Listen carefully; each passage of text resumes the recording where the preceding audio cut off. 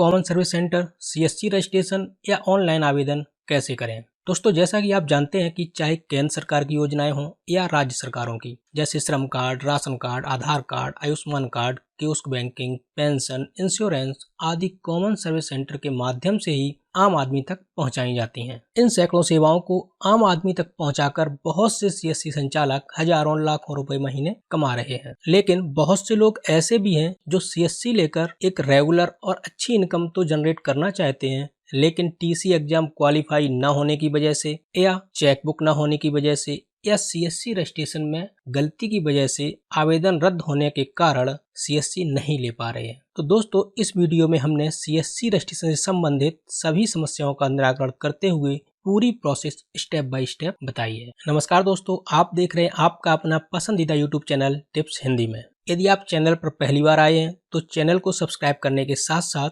Notification bell पर click करने के बाद ऑल पर प्रेस जरूर करें, ताकि आगे आने वाले ऐसे ही बेहतरीन वीडियोस की नोटिफिकेशन आपको मिलती रहे। सबसे पहले बात करेंगे सीएससी रजिस्ट्रेशन के लिए जरूरी दस्तावेजों, कागजातों, प्रमाण पत्रों की, जिनकी हमें रजिस्ट्रेशन करते समय आवश्यकता होगी। दोस्तों, सीएससी रजिस्ट्रेशन के लिए सबसे पहला और जरूरी दस्तावेज है आपका आधार कार्ड, जिसमें आपका मोबाइल नंबर और ईमेल दोनों ही लिंक होना चाहिए। इसको स्कैन करके जेपीजी या पीएनजी फॉर्मेट में सेव कर लीजिए। साथ ही इसका साइज 10 से 80 केबी के बीच होना चाहिए। दूसरा जरूरी दस्तावेज है टीसी नंबर, जिसे आप सीएससी एंटरप्रेन्योर की वेबसाइट पर रजिस्ट्रेशन करके प्राप्त कर सकते हो। इसकी एक खास बात है कि टीसी के लिए रजिस्ट्रेशन करने के बाद जो यूजर नेम प्राप्त होता है, वही user name TC exam qualify करने के बाद सर्टिफिकेट पर एज ए रेफरेंस नंबर लिखकर आता है। इसका मतलब हुआ कि आप टीसी के लिए रजिस्ट्रेशन करने के बाद आप सीधे ही सीएससी के लिए अप्लाई कर सकते हो और बाद में टीसी का एग्जाम देकर सर्टिफिकेट प्राप्त कर सकते हो। यानी कि आप बिना टीसी एग्जाम क्वालिफाई किए भी कॉमन सर्विस सेंटर के लिए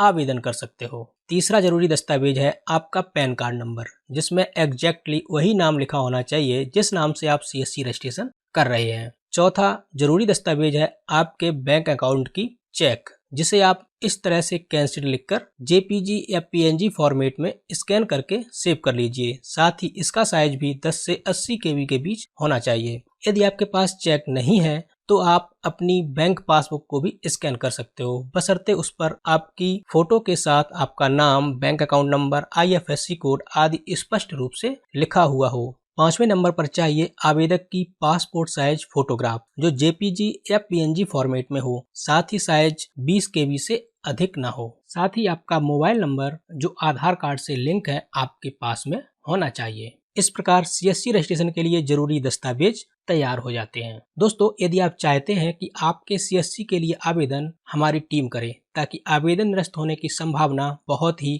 कम हो, तो इसके लिए लिंक हमने नीचे डिस्क्रिप्शन में दे दी है, जिसके माध्यम से आप हमारी बेहतरीन सर्विस का लाभ ले सकते हैं। तो चलिए अब सीएससी रजिस्ट्रेशन की प्रोसेस शुरू करते हैं। सबसे पहले सीएससी की official website csc.gov.in web browser में ओपन करते हैं। अब पेज को स्क्रॉल करते हैं और CSC BLE रजिस्ट्रेशन पर क्लिक कर देते हैं। यहाँ से हम register.csc.gov.in पर पहुँच जाते हैं। इसके बाद BLE रजिस्ट्रेशन में क्लिक हियर टू रजिस्टर पर क्लिक कीजिए या अप्लाई में न्यू रजिस्ट्रेशन पर क्लिक कर दीजिए। अब यहाँ ड्रॉप डाउन मेन्यू से CSC BLE का चुनाव कीजिए। यदि आप स्वयं सहायता समूह या RDD से हैं तो इन विकल्पों का भी चुनाव कर सकते हैं। अब इस बॉक्स में अपना टीसी सर्टिफिकेट नंबर लिख दीजिए, जो आपको टीसी एग्जाम क्वालिफाई करने के बाद मिला था। यदि आपने अभी एग्जाम नहीं दिया है तो यूजर नेम लिख दीजिए, जो आपको सीएससी एंटरप्रेन्योर की वेबसाइट पर टीसी रजिस्ट्रेशन करने के बाद प्राप्त हुआ था, क्योंकि यही यूजर नेम टीसी एग्जाम पास करने के बाद सर्टिफिकेट पर एज ए रेफरेंस नंबर लिख कर आता है, जिसे टीसी सर्टिफिकेट नंबर भी कहा जाता है। अब इस बॉक्स में अपना एक्टिव मोबाइल नंबर लिख दीजिए। अब इस बॉक्स में कैप्चा कोड लिखकर सबमिट बटन पर क्लिक कर दीजिए। अब इस पेज पर आपका नाम, ईमेल आदि डिटेल्स टीसी फॉर्म के अनुसार लिखकर आ जाएगी। अब यहाँ पर अपनी डिटेल्स जैसे कि आधार नंबर, जेंडर, राज्य, जिला, लोकेशन टाइप, यदि आप गांव में सीएससी खोलना चाहते हैं तो रूरल, और यदि आप शहर में तो अर्बन सेलेक्ट कर लीजिए।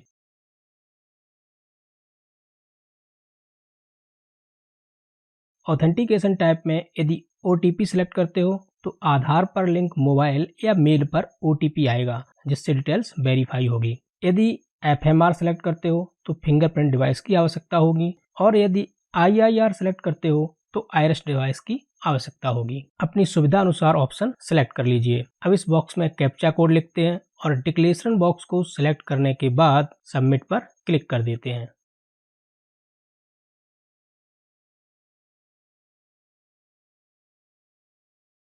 अब इस पेज पर डिक्लेरेशन बॉक्स को सेलेक्ट करने के बाद जनरेट OTP पर क्लिक करते हैं। क्योंकि पिछले स्टेप में हमने ऑथेंटिकेशन टाइप OTP सेलेक्ट किया था, इसलिए हमें OTP के माध्यम से ही वेरीफाई करना होगा। यदि आपने फिंगरप्रिंट या आइरिस सेलेक्ट किया हुआ है तो उसके अनुसार ऑथेंटिकेट कर लीजिए। अब हम जनरेट OTP पर क्लिक करते हैं। अब हम अपना मोबाइल या ईमेल चेक करते हैं। जो भी OTP UIDAI की तरफ से आया है उसे इस बॉक्स में लिखकर वैलिडेट OTP पर क्लिक कर देते हैं। इस प्रकार अब हमारा ईमेल, मोबाइल और TC सर्टिफिकेट तीनों वेरीफाई हो जाते हैं। अब ब्राउज पर क्लिक करके अपनी इमेज सेलेक्ट कर लीजिए जिसका साइज 20 KB से ज़्यादा ना हो। अब कियोस्क नेम में अपना नाम या अपनी कंपनी या दुकान का नाम लिख देते हैं जैसा कि पैन कार्ड में लिखा है। इसके बाद स्ट्रीट नेम, तहसील, पंचायत आदि डिटेल्स बिल्कुल सही फिल कर लेते हैं जहां पर आप CSC खोलना चाहते हैं। इसके बाद पॉइंट ऑन मैप पर क्लिक करके लैटिट्यूड और लॉन्गिट्यूड सही सेलेक्ट कर लेते हैं। यदि आपको मैप पर सही लोकेशन ट्रैक करने में प्रॉब्लम हो रही है तो आप गूगल में फाइंड माई डिवाइस सर्च कीजिए और इस लिंक पर क्लिक कीजिए। यदि आप एंड्रॉयड फ़ोन यूज कर रहे हैं तो आपका फ़ोन यहाँ पर शो हो जाएगा, बशर्ते कि आप उसी ईमेल से लॉगिन हों जो आप मोबाइल पर यूज कर रहे हैं। अब कुछ ही देर में गूगल आपके मोबाइल की लोकेशन ट्रैक कर लेगा। यदि एक बार में लोकेशन ट्रैक नहीं होती है तो पुनः इस एरो पर क्लिक कीजिए। जैसे ही गूगल आपके फ़ोन की लोकेशन ट्रैक कर लेगा वैसे ही गूगल मैप पर इस तरह का मोबाइल आइकन शो हो जाएगा। अब इस आइकन पर क्लिक कीजिए जिससे एक नई विंडो में गूगल मैप ओपन हो जाएगा।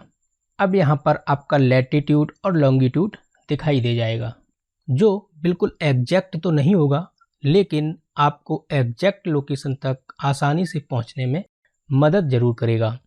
इस प्रकार आप गूगल मैप पर अपनी सही लोकेशन सेट कर लीजिए और इसी के अनुसार लैटिट्यूड और लॉन्गिट्यूड जो CSC फॉर्म भर रहे हैं उस पर सेट कर लीजिए।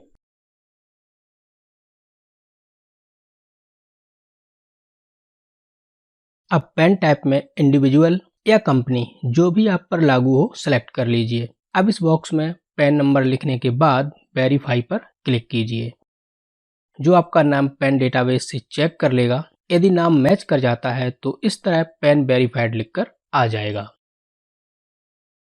अकाउंट टाइप में सेविंग या करंट जैसा भी आप पर लागू हो सेलेक्ट कर लीजिए। अब यहाँ अकाउंट होल्डर नेम लिख दीजिए जैसा आपके बैंक अकाउंट में लिखा है। अब जैसे ही आप अपनी ब्रांच का IFS कोड लिखेंगे ब्रांच नेम नीचे लिखकर आ जाएगा। अब इस बॉक्स में ब्रांच नेम भी लिख दीजिए। अब इस बॉक्स में ब्रांच का कॉन्टैक्ट नंबर लिख दीजिए। यदि मालूम ना हो तो बैंक की वेबसाइट से या गूगल करके लिख दीजिए। अब यहाँ पर अपना अकाउंट नंबर लिख दीजिए। अब ब्राउज पर क्लिक करके कैंसिल चेक की स्कैन कॉपी जो एकदम क्लियर हो और साइज 10 से 80 KB के बीच हो अपलोड कर दीजिए। अब KYC डॉक्यूमेंट में आधार, पासपोर्ट, DL, वोटर ID आदि में जो भी आपको सुटेबल लगे सेलेक्ट कर लीजिए। साथ ही इस डॉक्यूमेंट की स्कैन कॉपी जिसका साइज 10 से 80 KB के बीच हो अपलोड कर दीजिए। इसके बाद डिक्लेरेशन बॉक्स में क्लिक करने के बाद सबमिट पर क्लिक कर दीजिए। अब सबमिटेड सक्सेसफुली का मैसेज आ जाएगा और आपको एप्लीकेशन रेफरेंस नंबर मिल जाएगा। इस रेफरेंस नंबर की सहायता से आप एप्लीकेशन का स्टेटस चेक कर सकते हैं। प्रिंट पर क्लिक करके अपना आवेदन सेव कर लीजिए। इसके बाद आप अपने जिले के CSC डिस्ट्रिक्ट मैनेजर से आवेदन के संबंध में बात कर लीजिए। वो आपको बता देंगे कि आवेदन फॉर्म और डॉक्यूमेंट्स आपको ऑफिस में जमा करना है या मेल द्वारा उनको भेज देना है। इस तरह से पूरी प्रोसेस होने के बाद आपका आवेदन 15 से 3 महीने के अंदर अप्रूव हो सकता है। उम्मीद है दोस्तों CSC रजिस्ट्रेशन से संबंधित यह वीडियो आपके लिए बहुत ही हेल्पफुल रहा होगा। मिलते हैं नए वीडियो में नई जानकारी के साथ। Thank you.